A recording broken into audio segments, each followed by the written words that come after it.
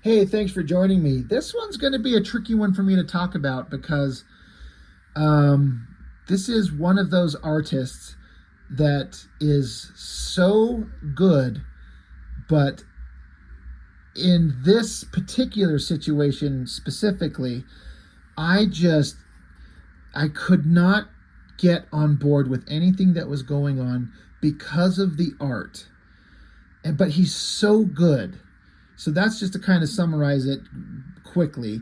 But to preface everything, Steampunk, Cliffhanger Comics. So back when I want to say Cliffhanger, wasn't it an offshoot specifically of Wildstorm Studios, or was it just another branch of Image Comics? I feel like it was a Wildstorm Studios like branch line of books, but you could correct me if I'm wrong on that. But it starts out with the classics we all know: J. Scott Campbell with Danger Girl, Joe Mad on Battle Chasers, and Humberto Ramos with oh my god, the vampire book. Oh my god, I can't think of the name. God, my brain just shuts off. Whatever, you'll tell me, or I'll remember it later. But and they were all good to varying degrees, and I collected them all. And then to hear, at some point, it wasn't too long after, this Chris Bachalo, again, I'm presuming I'm saying his name correctly, was going to join the Cliffhanger line with a title called Steampunk. And I was like, what a perfect fit. This is a guy that was like stylistically interesting and influential, and everyone liked, myself included. And this is also the first time I ever heard the word steampunk. I thought this was something that they kind of spearheaded in terms of a terminology, which I don't know how long the term steampunk has been around or where it come from, but it must have existed way before this, now that I understand what that kind of encompasses. But at the time, this is the first time I ever heard that word. Steampunk, okay, great. And then the concept was like some kind of like alternate world fantasy-ish thing where a guy, I think his name's Cole Blacksmith, Black spelled Blaq. We'll see. And it's like he, in his chest, his harness was like burning a piece of coal, like an old, like like a locomotive type engine, like a boiler. Heat creates steam, creates energy and pressure and movement and blah blah blah. I'm like, okay, so this is not your standard superhero stuff. Okay, great. Joe Kelly, I had no idea who he was at the time. I honestly still don't. If he's ever written anything that's ever been good to me, I have never seen it. I know I've read some of his work. I'm not busting nuts on the guy. I'm just like, he's never done anything I give a single fuck about. So I was super excited for this. And I have everything that I am aware that I have as far as what I collected. So this is a prologue. We'll start with that. We've got issues 1, 2, 3, 4, and then 8. So my problem became very quickly, and it's hard to, well, it's not hard to explain. Let's just get into the issue 1. Chris Bachalo can draw so beautifully, so detailed, so stylistic. It's like cartoony in a weird way that's not like somebody who's trying to draw like anime or something like that. I don't know. I don't know how to describe his work. It's so different. It's the opposite of like standard Image comic superhero over the top silliness. That's one of the things that made it stand out. And then his sense of design and his compositions, for example, like on this prologue, this cover with this like zipatone type gray tone, whatever, how they make this work. I'll bring it up closer. You can see these little like fuzzy lines kind of coming off. I don't know if that's an inking technique. Looking at it, it could be. I don't know. I don't know how this is done. Richard Friend on inks. That guy is one of the best inkers in the history of ever. Like, follow anything he does now. He used to be pretty prolific on YouTube and social media, talking about his own personal work that he was going to be releasing relatively soon. But he's gone quiet in the last year. He still posts on occasion, but he used to like review books and do live streams with people and talk about his book Blaster Kid that's in the works, and some of the work he's shown for that is beyond incredible. Like, Richard Friend, please get us that work. But his inks are amazing, so I could see him inking this, but I also wonder if it's some kind of zip that they put on it. But the point being is that my problem is that Bachalo's work can get so detailed and so crowded and clustered up with so much stuff, it becomes hard to read what you're seeing.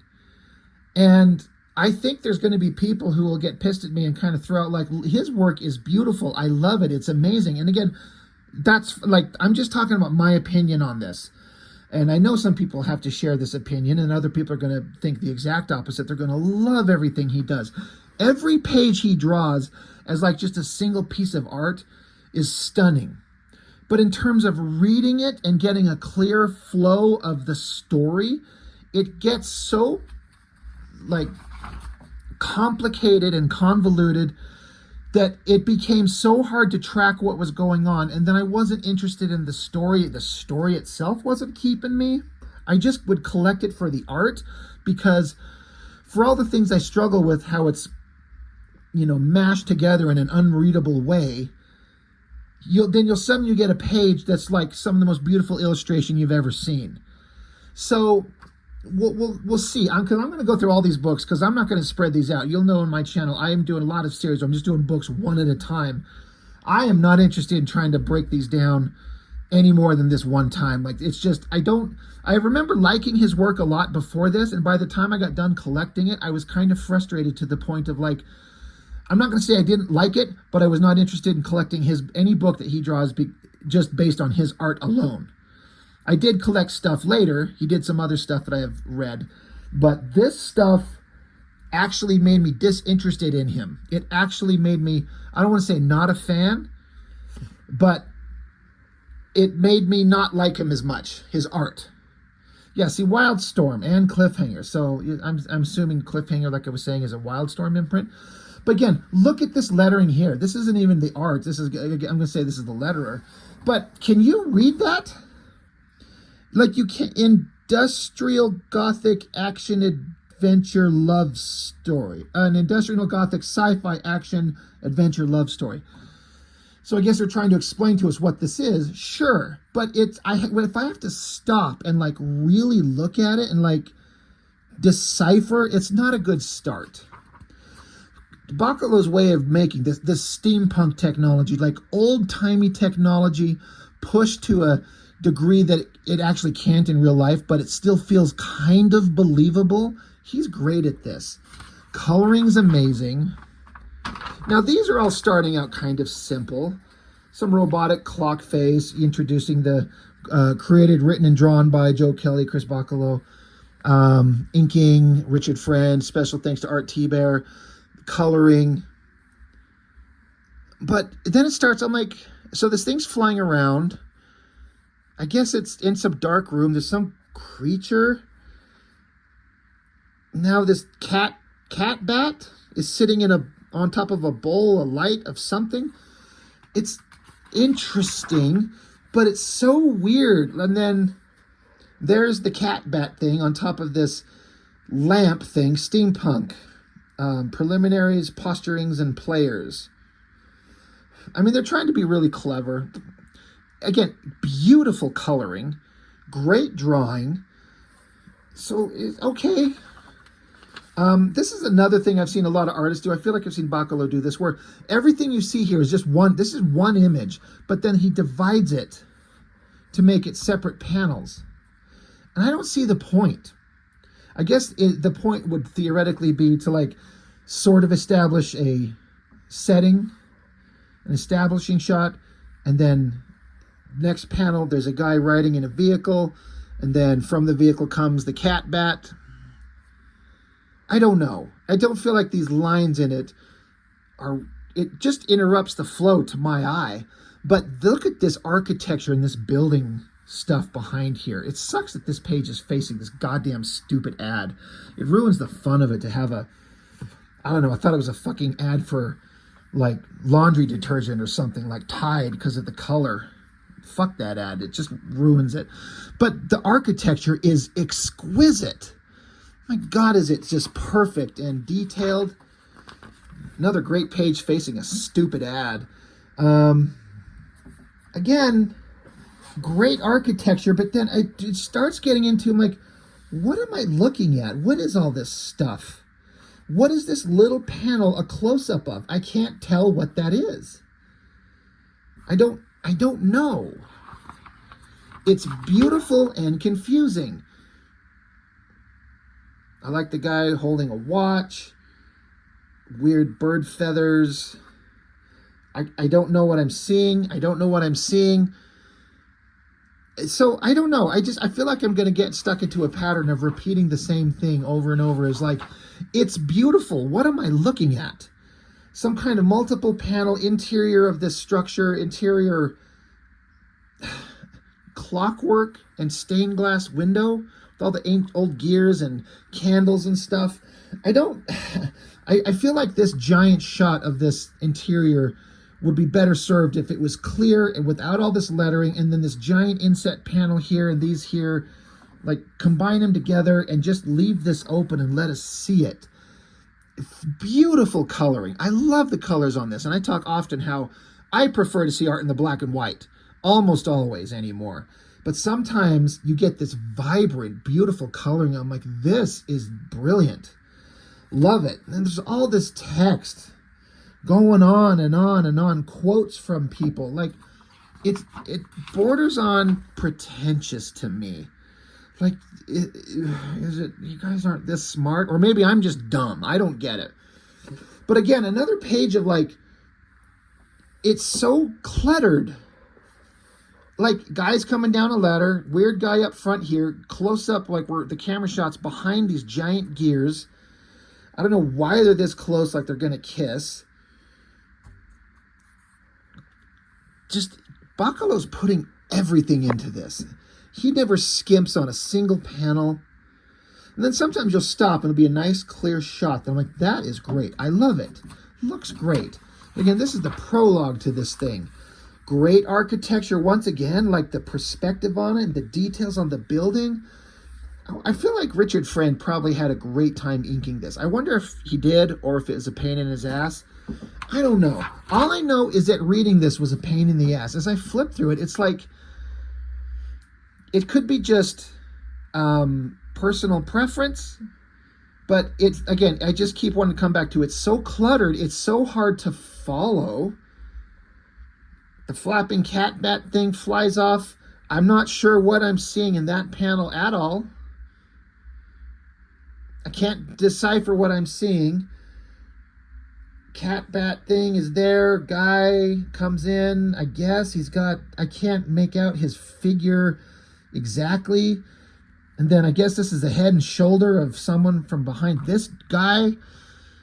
Gothic Joker thing.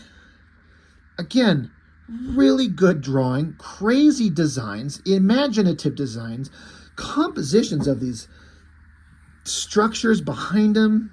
The coloring is vibrant, but what in the fuck am I looking at? Stitched up face, pointy nose, big lips, and then again, confusing what out of the ground comes. Presumably the hero. I like the rendering with like the kind of like the faded mist as the guy, you know, comes out of the mist. That looks really cool. I like that. And then there he is. Cole Blacksmith. Cole spelled C-O-L-E. Cole, get it? Like Cole. And then Blacksmith. B-L-A-Q-U-E-S-M-I-T-H.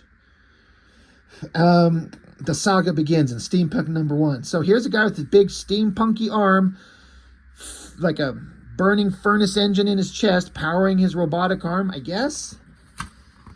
And then it just goes into some shots of the creative team. Love the behind-the-scenes sketches and stuff. That's neat looking. But, so that's just the prologue. And sorry, that took 15 minutes. I'm going to have to just power through these. It's more of the same, where it's like, it's so well drawn and all the detail is there, but it's cluttered to fuck. And that, maybe that's part of the charm, but it's almost like there's almost no focus. Like, the face is like a focal point, yes, but all this other stuff, you can't tell what anything is beyond just random technological stuff. And again, maybe that's the point. I just find it like, look at this first page. It's so fucking beautiful. And it's not getting into the confusing parts, but it's starting with fish thing. And I like how the borders are made of like gears and pipes. What a pain in the ass to draw into ink. But when you have this opportunity to, like, we're going to make a book that will stand the test of time and we're going to blow people away, you throw everything you can into it. It's all there. And again, that's bright, vibrant colors. Absolutely beautiful. But again, just, am I crazy, or is this just so confusing to decipher? Weird little fish thing, some thing there, guy talking to it. Again, the borders, all these pipes and stuff, really cool. Stylistic drawings there. Hard to follow. And then what is this thing? He's standing on the back of some, like the taillights of some 50s era car. Look at the coloring on these lights. I love it. It's so good.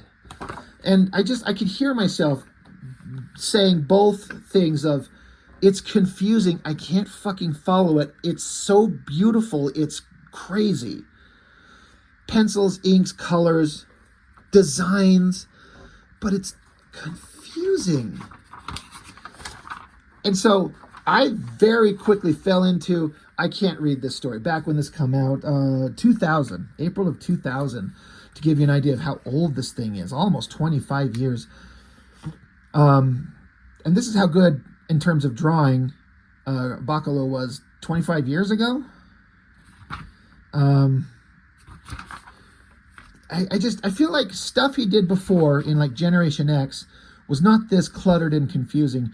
And I know I picked up some work of his. He did like a Captain America run, I believe, and some other stuff that I've seen that was less cluttered. So I wonder if this is Bachalo indulging all his kind of artistic impulses, and it's clear to him, it makes sense to him, and I'm sure he's got fans that love this.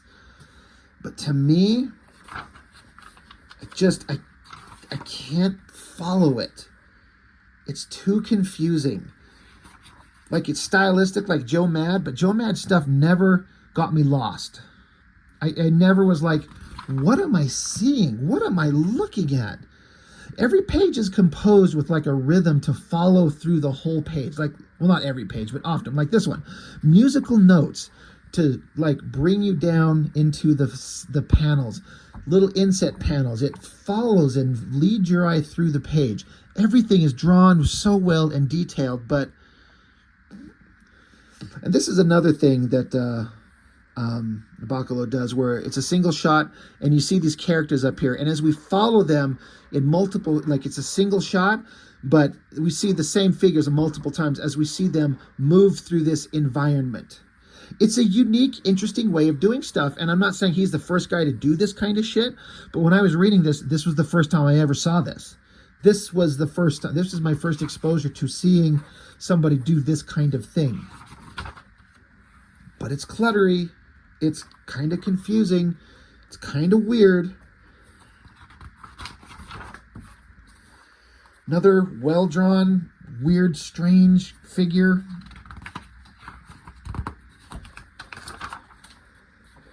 Then it kind of lightens up a little bit. I'm like, oh, it's a little bit clearer.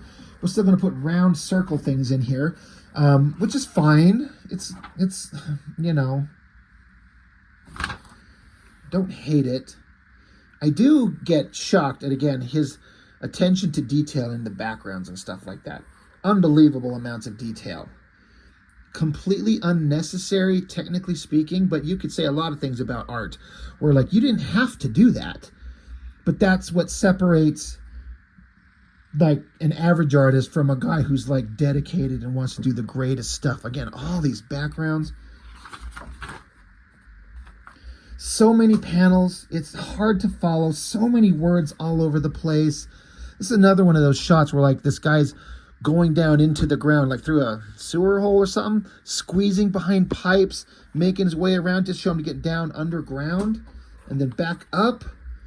And then some big double page splash of this new environment we come onto. Look at the detail in everything here. Multiple figures and body types of varying shapes, vehicles, backgrounds, building details, architecture. It's so skilled. I feel like a piece of shit for sitting here going, it's a beautiful train wreck. To me, is what this is. I just can't follow it. So I'm just kind of skipping through because I'm just like, it's just a bunch of pages of the same stuff. I kind of like this ending shot, you know, next issue, there's a dagger holding a picture of the main hero's head. So it's stabbing through it. So that's kind of interesting. But that's issue 1. So we've seen the prologue, issue 1. Issue 2 cover, a little bit more simplistic. Just our hero reaching up to the weird flying clock thing. And just right back into, what, 12 panels on this page. Lots of words. Interesting. You know, this is clear. A hand holding a mirror, him, I guess. And then these gears in the background with the credits. It reads. I like this big shot with the zipatone kind of hiding the guy in shadows and the little cigarette light. That was visually interesting. So it's this kind of stuff that I'm collecting this book and I'm just going, I don't know what's going on. This is, fuck, it's so confusing. It's so cluttered. But I'm like, also at the same time, it's so beautiful. So somebody tell me I'm crazy. Tell me I've lost my mind.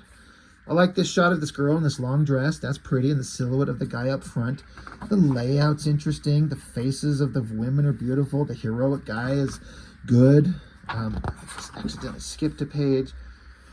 Lots of talking. Lots of build-up. Whatever. A villain, I'm guessing. Evil posture, sitting in some kind of throne. Red, I'm just guessing, bad guy. Weird silhouetted shape of this character with this, like, bubble head. It looks like an old-timey, like, underwater diving suit is what it kind of looks like a pressure suit from, I don't know what eras they started going underwater with, like, pressure suits, 20s, 30s, 40s. I don't know. That's what it kind of looks like. It's an interesting idea. But again, all of this detail and all these panels butted up against each other, it's just confusing. Lots of words, lots of whatever. Every page is just hyper detailed. And I know I've got nothing else to add to it, I guess. That's okay, good splash page, some hot girl. We are Victoria, Queen of Savages, and we are not amused. So she talks in the third person, I guess. That's fine. Yeah. Well, that's issue 2. What does issue 3 have? It has an interesting cover. I like this a lot. Again, very dark. I'm guessing zipatone, kind of this fuzzy stuff. I don't know how that works. The coloring makes it work. I don't know exactly what we're looking at, but it's visually interesting. And just more of the same. Crazy border panels going on. Weird drawings going on all over the place. There's our hero, Cole Blacksmith, bloody face. His little, you know, steam engine chest thing looks like it's burned out. And God, it took me half a second, like, see his spread ass out here. There's his nuts and his legs coming towards us. Some villain guy with, like, tattoos and this weird laser sword. And then this is that Victoria or Victorian. I don't know. Pretty epic. But How many panels on this page? 1, 2, 3, 4, 5, 6, 7, 8, 9, 10, 11, 12, 13. 13 panels, but you can make it work. But cluttered, cluttered, cluttered. Look at this shot. Oh, here's something badass. I was like, fuck, there you go. Here's our hero with this ridiculous coal-powered steam engine chest thing, and then the fire is fueling his big metallic arm. There's like steam exhaust out the top to release pressure, I'm guessing, like, sort of getting into the idea of a steam engine. Great shadows on the face. Like, that's a kind of badass shot of the hero. He's got a big, chunky, metallic iron arm thing, punches a guy. So that's awesome. So again, like I was saying, I get flipping through these and just get so lost and bored, but then he hits me over with this artwork that I'm just like, I will never draw this good. I will never understand how anybody draws this way. But it is so, so good. Anyway, let's just bust through these. I know I'm just repeating everything. It's just, tell me what you think. Am I crazy? Is this over-cluttered? It's interesting. Every one of these pages, there's not a single page drawn here that if given the opportunity to own the original artwork, that I would say, fuck no, I don't want it. Any one of these pages would be a beautiful thing to own from this guy. I would hope that, for me personally, that the lettering is not done on the page, because I don't want all these fucking words cluttering up his beautiful artwork. Well, that was issue 3. That was nothing interesting. Issue 4... Look, simplicity. Now, you put a hot girl on the cover of a book in a seductive pose. Like, that's almost too simple for Bachalo. But hey, if it works, right? What do we got going in here? Once again, isn't that just stunning?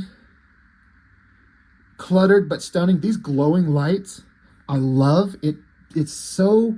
It gets you into the mood. Whoever does the coloring, I should shout this out. Colored. It says colored by Badass. I saw that in one of the early pages. Who the hell is Badass in terms of coloring? This is unbelievably good. I love these glows like that. It's freaking fantastic. But it's just kind of more of the same, right? Great big giant shots with all kinds of architectural detail, little inset panels, lots of words.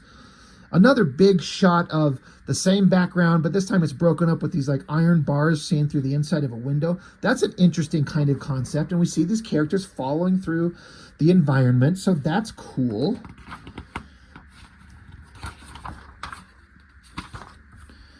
Again, bad guy with hot girls hanging around him. We've seen that all over the place.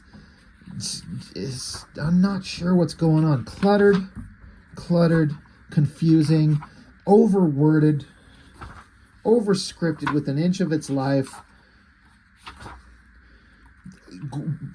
Again, hits me with a beautiful shot. Look at this. Suddenly the color palette goes to like, looks like an old film footage, like a gray tone, I don't know what's going on because I can't follow the story because it's just absolutely like a headache to try and track. But great shot of it, of just a street scene and all the architectural detail. It's amazing. Yeah. But what I'm doing now is the way I was reading them as a kid. I just got to the point where I'm like, fuck this. I don't care. And so that's issue 4, and I stopped collecting it. And then for some reason, it might have been a case of I went to the comic shop, had some money, and had nothing else to buy. And I'm like, well, let me just pick up the next issue. So issue 8, I picked this up. I like the cover. I like, again, the black and white grayscale. That's really neat. I like that. I was like, is it any better? It's still a beautiful, confusing mess. This is July of 2001 now. Again, what are you looking at here? Is it a grave in the ground? Is it clear? Do you see, is this a face? I guess, eye, sort of, and then some kind of stone something, I don't know. And then what are you looking at here? What are you looking at here? upon looking at, if you have to, here's my thing. If you have to stop and go, I don't know what I'm looking at. Hold on, let me look. And you like really have to dissect it. And you're like, oh, it's a hole in the ground that somebody dug up. And there's a rotting corpse holding some kind of glowing fucking, I don't know what. That's a problem, in my opinion. You have to be able to look at it. Now, again, I can already see the comments. People are like, the fuck's your problem? I could tell what it was instantly. Good for you. I look forward to seeing your video where you explain how good the book is and why you like it and how it works. I really look forward to that. Please do that. But for me, I was just like, I can't fucking make heads or tail of this. And again, boom, stop. Great single figure. Great details on her costume. She's a beautiful girl. Good design. Great face. The hair. Love it. Like, you got me. Again, you're stopping me in my tracks going, I'm getting a headache trying to decipher this book, and then you hit me with great artwork. Like this, right there. How about this? It's the same girl, but the hero's got her in the embrace there, and then it's, I guess, a villain with this glowing laser sword thing. Good kind of like, some kind of like jungle environment. That's really cool.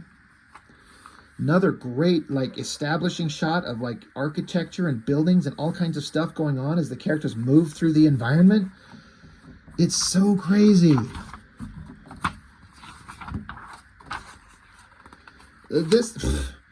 Where is the focus on this page? What cluttered mess is going on here? It's so hard to decipher. And then, how about that? How many panels there? 24 panels across 2 pages. All the efforts put into everything. He's doing the best work he's probably ever done in terms of rendering and drawing. Richard Friend is killing it on inks. I assume he's still doing it. Yeah. But, and then again, another great ending, like environment shot, landscape. They said this is Stonehenge, where Stonehenge was supposed to be. Now it's blown out from under it and it's gone. And I think that was it. I was done. I was done collecting this book. Never again. Too confusing. So again, if you love this book, I get it. If you love his work, I get it. So do I in places and ways, but too confusing, too weird, too much, too strange. And I feel like I heard that from a lot of people. Being honest, I feel like I heard that from several people. So tell me what you think. Tell me where I'm wrong. I mean, I'm open. Like, again, this is just my opinion. I'm nobody. Just talking about what I like and what I see. But I would like to know what you guys think about this stuff. Never heard a bad thing about Chris Bachalo. Never once. Consistent guy, works hard. As far as I know, he makes his deadlines and he's always getting work and, kind of a badass. But this was not what I wanted it to be. I loved Battle Chasers. I loved, I almost said Gen 13. Danger Girl and whatever Humberto Ramos's fucking vampire book was. I was into them a lot, big time, and I wanted this to be that, and it was not. Artistically, it's like almost there, but story-wise, no, not there, not doing it for me. Anyway, that's it. Steampunk. I don't ever want to look at these things again. It's too confusing. Not for me.